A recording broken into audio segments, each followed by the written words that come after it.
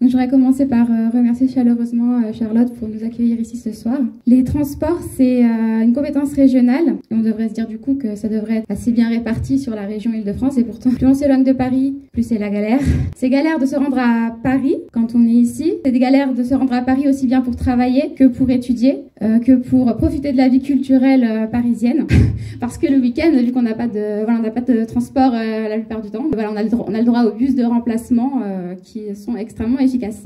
Donc difficulté de se rendre à Paris, mais en fait difficulté aussi, et c'est même encore pire, de circuler à l'intérieur de notre circonscription et de la Seine-et-Marne. Alors ça pose des difficultés pour de nombreux sujets, ça pose la question pour les accès aux hôpitaux, puisqu'on nous dit qu'on est rattaché à l'hôpital de Meaux, mais concrètement, par instinct, les Mitriens vont plutôt à Ballanger, puisqu'en fait c'est beaucoup plus accessible.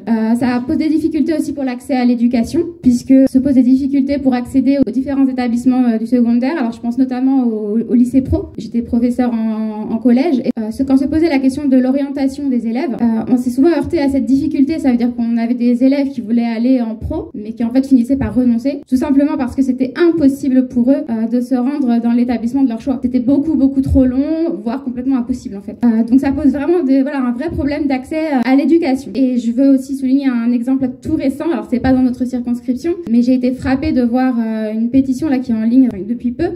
C'est des parents d'élèves qui l'ont mise en place pour protester parce qu'en fait ils vivent dans des zones rurales et leurs enfants vont au lycée Coubertin à Meaux, et en fait ils ont juste un bus le matin, un bus le soir. Et alors attention, tenez-vous bien, le matin le bus il arrive 1 heure avant le début des cours, ce qui pose de vrais problèmes au niveau de la fatigue des élèves, au niveau de leur sécurité.